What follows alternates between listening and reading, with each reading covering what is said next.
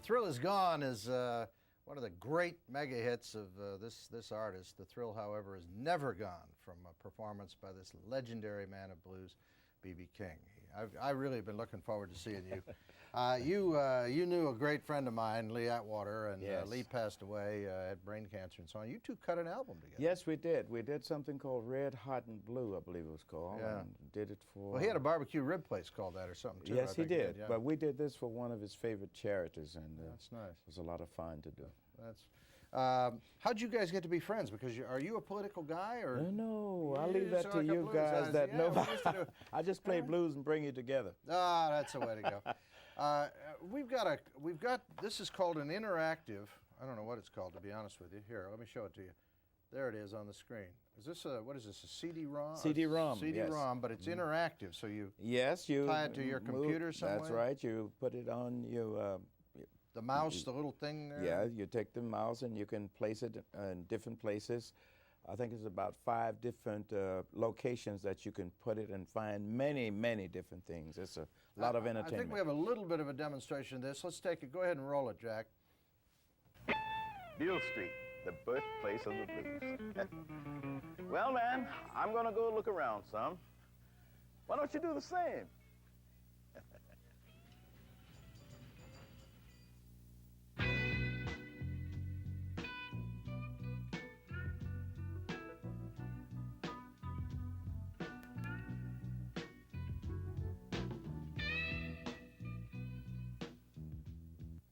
That's neat. Even That's a neat. guy like me, I'm able to find my way around in it a little bit. Is that right? Yeah. Yeah.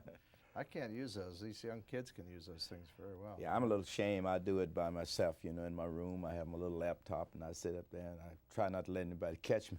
But I have fun with it. I don't know anybody that works harder than you do. You talking to me about workaholic. How many dates a year? Well, we average. We Couple hundred? usually average. Yeah, it's about. I think last year we did about 260 concerts. And I'm a little older now, so I'm cutting down. I'll do about 250 this year. 200. Yeah. Do you ever do a bad show? I've never seen you do a bad show. Do you ever get down and go out there and just say, "Man, I can't do. I got the blues. I can't do this." Well, I have the blues, of course, but believe it or not, I can't do little. I go out and do the best I can do every time I'm on stage. A lot of times my show is not as well as I'd like it to be, but it was the best that I possibly could do at that time. Where'd you get that work ethic? Where'd that come from? I'm from Mississippi, and I was brought up by my family. You know, you have to work to make a living.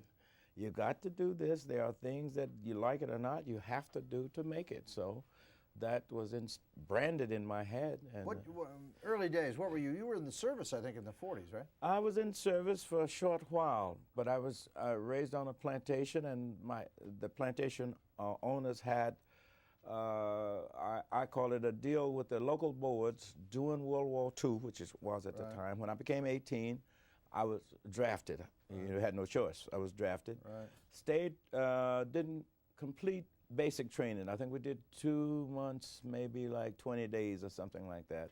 Then you were reclassified, sent back to the plantation because we were doing raising produce for the armed forces at the time, and I was a pretty good tractor driver. In fact, I had never heard the word superstar, but now I know what it meant. I was a superstar. You were a tractor driver. Tractor driver. Yes. What would you be doing if you didn't have any musical talent? Would you be driving a tractor? I probably would be driving a tractor, or I was a disc jockey, so I enjoyed that. You got great pipes. Did you want to be a singer? I wanted to be a gospel singer. Really? That's what I started out to be, was a gospel singer. And I used to sit on the street corners on Saturday evening after work, sing and play. And my salary was $22.50 a week on the plantation, which was a good salary for the plantation. Mm-hmm. But I'd sit on the street corners, sing and play, and people would request gospel songs and never tip, but they just pat me on the head and say, "Son, that was great. Keep it up. You're going to be fine." But people request blues songs would always give me a tip, and sometimes I'd make $40 or $50. You're kidding. Yeah. So that's what motivated me to be a blues singer. I hate to ask you this, but there are people saying, blues, that's a that's a term that's thrown around, and it really grows out of emotion, an emotional state, right? Right. Where did it start? When did it start? Was it in the early days of slavery and so on that the blues developed out of the people who were oppressed? Yes, that was part of it. My family told me that part of it was not because of being depressed, was some of it was anger, because some of the families were sold, and so all of the people that were there, instead of being taught Christianity, which they were, they would rebel against it. Okay, I got to take a quick break. We're with B.B. King, the great B.B. King. Stay with us.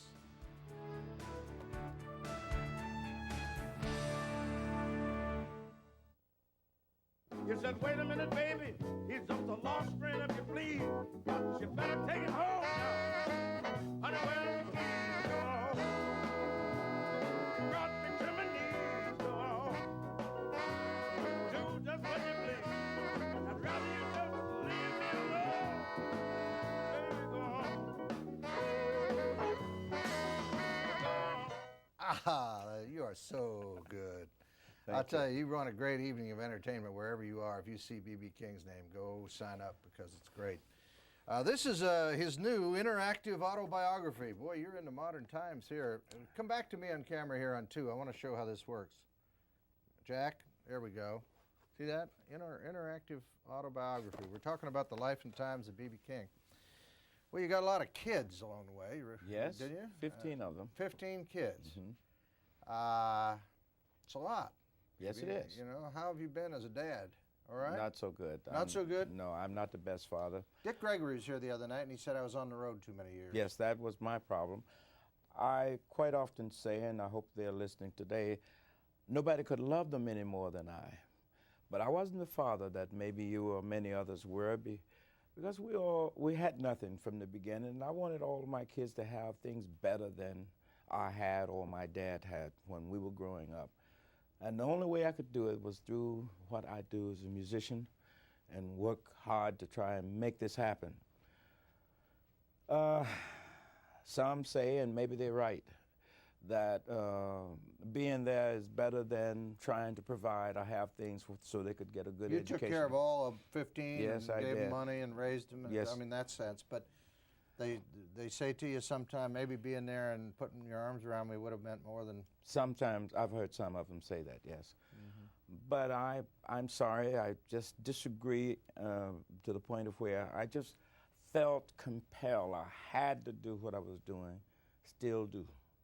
And I still try to provide for them, even though they all grown up and I have grandchildren. But I love them, I love them, and I will continue to try and do what I can even to make it happen.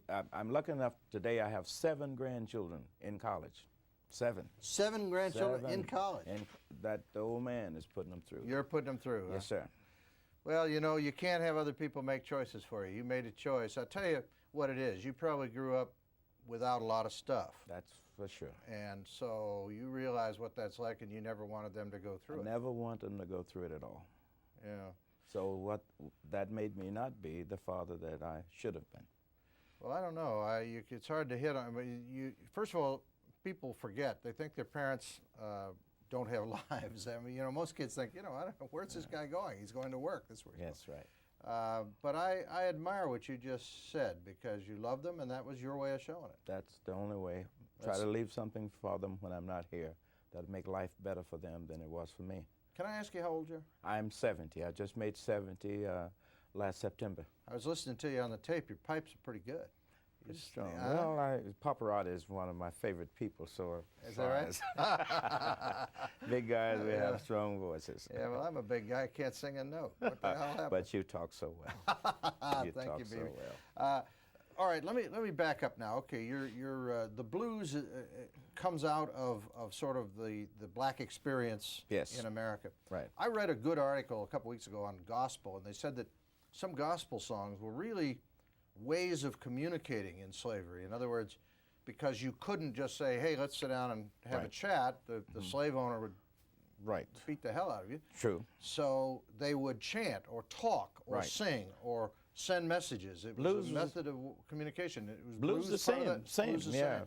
Here come the boss man. I think you better get up now. Ah, that's great. So All that's kind of it. ways to alert the others what's going on, and they had many conversations, just like we hear about the drum messages. So they had this in the voices, blues hollerers, as they sometimes was called.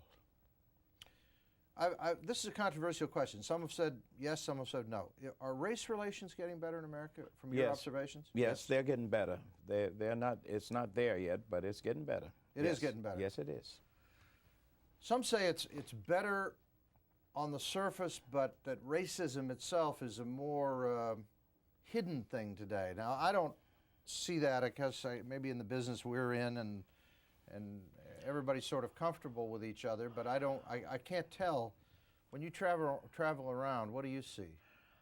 I see exactly what you just said. It's more hidden today than it has been. A lot of times it was more open. People talk about it more openly, but today it's more hidden because a lot of people don't want to be identified with it. No, I'm not prejudiced. I like everybody, but this is our private club over here. So that you find. And it's not, I think, I want to tell you something, though, and I hope all America is paying attention. We and the USA have so many groups, ethnic groups here. And the fights that we have among ourselves is nothing like what I see in a lot of countries when it's just one people and they be fighting. So I say, God, how can you fight among yourself, the one people? But when we got so many, the way we live, I think, is remarkable. Yeah. The way we make it, I think, is very good, sir, and we're doing better. Are we optimistic about the country? Are you? I'm certainly optimistic. Are you? Yes, I am. All right, we got to take a break. Do we take a break here? Is that what I saw? Okay, we're going to take a break, and we'll have more with BB right after these messages. Move on down the line, pack my suitcase. Move on down the line, said ain't nobody worried, and it ain't nobody trying. Every day, every day, every day, every day, every day, every day I have the blues. When you see me worried, it's you I hate to lose. In my opinion, and a lot of people more knowledgeable than I am, this is the greatest living blues artist in the world, B.B. King. Here, he's at the Blue Note in New York, by the way. I probably sold out, although it's raining today, so you might get in if you get up there in time. So I'll pass that along to you. He's in cyberspace now. B.B.'s gone to cyberspace, and we may never get him back. But there's his CD. I don't want to bring up any unpleasant thing, but I know that at one time you performed in a prison and a daughter of yours was there, and I wondered if, I don't want to bring this up for sensational value, but it must have been a particularly difficult time, and was there anything you thought during that time or that you talked to her about or that you experienced that you could pass on to the audience? Well, it's a sad thing. It was the first time that I've ever played, even though I've played, I think, 47, close to 50 prisons around the U.S. But it was the first time I ever been in a place that I couldn't take my daughter home with me when I got ready to leave. And that's a pretty bad feeling there, to know that you cannot take your own child with you. We had talked, even before she went there, had talked about the Did she have a drug, yes, drug-related yes, situation? drug-related. And I talked to her about it, talked to her husband, she and her husband about it before, tried to explain to them that this was something, it may be fast money now, but down the line you get in trouble, big trouble. And I think she was like a lot of the kids are, and maybe like some of us was, some things you have to find out for yourself. So I would say to all of the kids, anybody that's involved, that anything along that line can get you into big trouble, and it's so easy. Shall we say, for example, you can have an egg that you can keep for a long time, but you crack it, break it, and it's over. So I think the same thing about drugs. It's so easy to get in trouble and so hard to get out of it. meaning that you can't put the egg back together again. Price is pretty high. Yes, it is. What would you tell kids that are thinking about this or are experiencing it or already involved in it? Would you tell them? I would tell them, especially kids, young people, go back to school if you're out of school. Try and learn something that will help you, to give you that high that you don't need while you're into drugs. That's what I'm talking about, the high that would help you. Me, in my case, it's the music. Somebody else, I say, get into computers, get into business of some kind. Something you really care about. Something you really care about, and believe it or not, if they just look around and read some books, they'll find that there are many people that have done very well, very, very, very well without the drugs. What do you regret in your life looking back? Much? You had a Not that much. If I could live my life again all over, only a few things would I change. I wouldn't change being born on the plantation, growing up on the plantation. I would only change not finishing high school. I would have finished, I only went through the 10th grade, but I would finish high school, go to college, learn more about music, major in music, and wouldn't get married till after 40. After 40, huh? Yes. Why is that? It is true that when kids get married young and they kind of are not ready, they're kids having kids, I guess. Yes, we had an old saying down south that a man never had any sense until after 40. Right. And believe it or not, I found that to be somewhat true. I could reason with myself. I knew more about how to make things happen after I was 40. So I think that if I had that choice, I wouldn't get married until that time, because then I would know more about how to deal with my family and myself, my life, my work, my everything. Well, On the Road with B.B. King, interactive CD